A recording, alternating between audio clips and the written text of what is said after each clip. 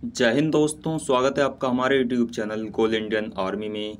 साथियों, आज की वीडियो उन सभी गर्ल्स के लिए होने वाली है जो कि एनडीए के through Indian army, Indian air force और इंडियन नेवी में जाना चाहती हैं। साथियों, ये तो आपको पता ही होगा कि पिछले साल से ही गर्ल्स को एनडीए में एंट्री मिली है, क्योंकि पहले केवल बॉयज़ ही एनडीए के फॉर्म का अप्लाई कर सकते थे, एनडीए के थ्रू इंडियन आर्मी, नेवी और एयरफोर्स में जा सकते थे। लेकिन सुप्रीम कोर्ट के अनुसार अब एनडीए के थ्रू गर्ल्स भी अपनी सर्विस दे सकती हैं। तो आज की वीडियो में हम बात करने वाले हैं कि एनडीए में जाने के लिए गर्ल्स को कितनी हाइट की ज़रूरत होती है, यानी कि उनकी कितनी हाइट होनी चाहिए, क्योंकि एनडीए के थ्रू इंडियन आर्मी के लिए, एयरफोर्स के लिए और नेवी के लिए गर्ल्स की अलग अलग हाइट मांगी जाती है। तो आज हम आपको इसकी कंप्लीट डिटेल्स बताने वाले हैं, और यदि आपको इसमें रिलैक्सेशन भी लेना है तो आप किस तरह से अपनी हाइट में छूट ले सकती हैं, इन सभी की जानकारी आज हम आपको देने वाले हैं। तो बने रहिए हमारे साथ इस वीडियो में लास्ट तक। और यदि आप हमारे चैनल पर नए हैं तो हमारे चैनल को सब्सक्राइब करके बेल आइकन को प्रेस जरूर कर दीजिए, जिससे कि हमारी आने वाली सभी वीडियोस के नोटिफिकेशन आपके पास सबसे पहले पहुंच जाएं। तो चलिए दोस्तों, बिना टाइम वेस्ट किए हम करते हैं अपनी वीडियो को स्टार्ट। दोस्तों, सबसे पहले बात कर लेते हैं कि इसका जो नॉर्मल इसके हाइट क्राइटेरिया है वो क्या रखा गया है। तो आप यहाँ पर देख सकते हैं, हम एनडीए के ऑफिशियल नोटिफिकेशन पर आ गए हैं। तो इसमें आपकी हाइट के अकॉर्डिंग आपका वेट दिया हुआ है। तो आप यहाँ पर देख सकते हैं कि आपकी कितनी हाइट है, तो उसके अकॉर्डिंग आपका कितना वेट होना चाहिए। यदि बात करें इसमें कि आपकी मिनिमम हाइट इसमें कितनी मांगी गई है, यानी कि गर्ल्स के लिए जो इंडियन आर्मी में हाइट मांगी गई है वो आप यहाँ पर देख सकते हैं 152 सेंटीमीटर दिया गया है।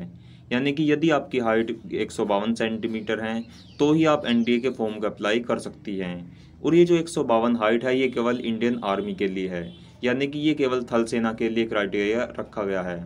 लेकिन यदि आप गोरखा से या फिर गढ़वाल से, यानी कि अगर आप नॉर्थ रीजन से बिलोंग करते हैं, जैसे कि गोरखा, गढ़वाल या कुमाऊँ, इस तरह से अगर आप कहीं से भी बिलोंग करते हैं तो आपकी हाइट 148 सेंटीमीटर इसमें रखी गई है। यानी कि इसमें आपको 4 सेंटीमीटर की रिलैक्सेशन दिया गया है। तो ये आपके लिए काफ़ी अच्छी बात होने वाली है। इसके बाद देखें कि यदि आपकी एज 18 साल से कम है, यानी कि इसके फॉर्म को भरने के लिए 16.5 से आपकी एज क्राइटेरिया हो जाता है।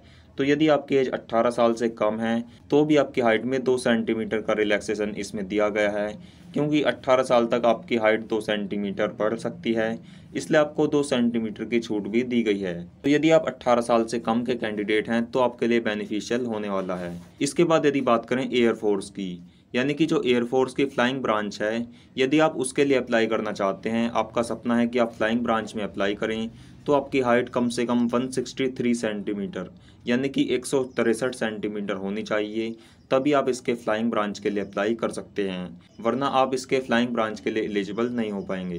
तो आपको इस चीज़ का भी ध्यान रखना है। तो दोस्तों, आपको पता ही चल गया होगा कि आपकी इसमें हाइट कितनी मांगी गई है। तो यदि आप एनडीए के लिए अप्लाई करना चाहते हैं तो आपकी हाइट कम से कम 152 सेंटीमीटर होनी चाहिए, और यदि आप नॉर्थ रीजन से बिलोंग करते हैं तो आपकी हाइट 148 सेंटीमीटर होनी चाहिए। और इसके बाद यदि बात करें कि आपकी जो एज है वो 18 साल से कम है, तो भी आपको इसमें 2 सेंटीमीटर का रिलैक्सेशन दिया जाता है।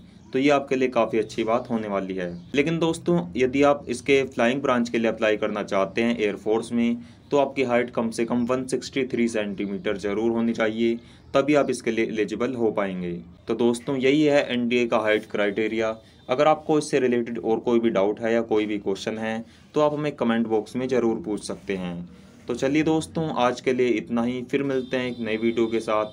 तब तक के लिए जय हिंद, वंदे मातरम।